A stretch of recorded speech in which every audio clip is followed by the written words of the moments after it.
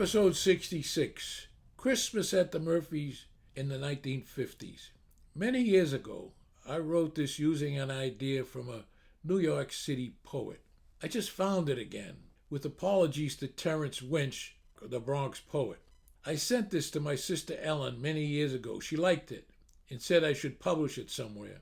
I hereby publish it here on my podcast. Christmas at the Murphys in the 1950s. In our world, nothing compared with Christmas morning and Mass at Blessed Sacrament Church. God's power surging through the congregation, from altar boys in their stiff collars and big red bows to the solid working men of the parish in their finest array. Blue suits, gold wristwatches, shiny shoes, crisp white shirts. The women perfumed and girdled, lipsticked and bejeweled. Enough incense in the air to do the wise men proud.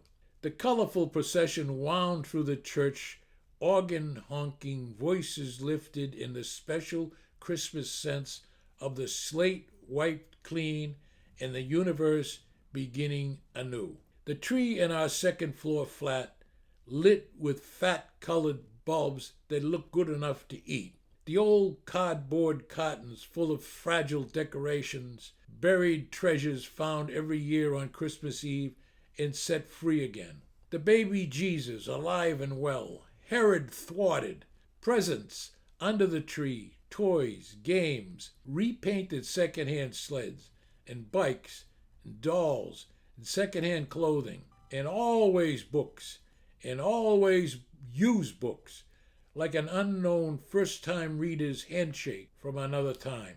Along with Jesus came the whole cast of Yuletide characters: Santa, Rudolph, the Chipmunks, Bing Crosby, Frosty, Scrooge. I'm surprised the Easter Bunny didn't crash the event. All 7 of us believed in Santa, and Christmas morning proved it for all of the Murphys and the entire supernatural infrastructure of the Boston Irish culture.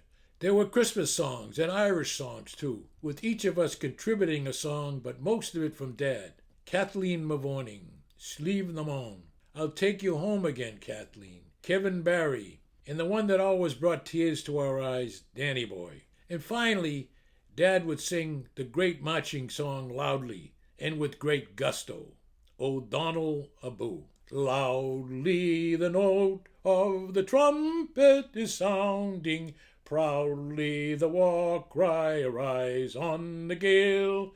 Fleetly the steed by Loch Swilly is bounding, to join the thick squadrons of Thomas Greenvale. On every mountaineer, stranger to fright or fear, rush to the standard, dauntless Red McHugh. Barnard and Galaglass throng from each mountain pass, onward for Erin, O'Donnell Aboo. A little untutored step dancing would be attempted, and laughter and love permeated our small 3-decker flat. I believed in everything. Jesus our Lord, Santa our magic benefactor, my brother and my 5 sisters and my parents, the immortal source of the ongoing celebration that would never end. All of us Murphy kids would buy Christmas gifts for each other and for our parents. At an early age, I was familiar with the secondhand stores like Morgan Memorial and Salvation Army, so that with my meager funds I would do my best to buy presents for my mother and my father and my sisters and my brother. Instead of the Chinese crap for sale in stores now, I would buy low-priced things like hairpins or kerchiefs for my sisters at Kresge's or Woolworths. For my brother, I would buy things like fish hooks. Buying for my parents was very difficult. I wanted to buy them the world, but did not have the shekels. This is Rod Murphy. Thank you for viewing or listening to my podcast episodes. I really appreciate it. If you liked it, and if you so choose, I ask you to send a good review and or refer a friend who might be interested in this old Boston podcast series. Again, my thanks.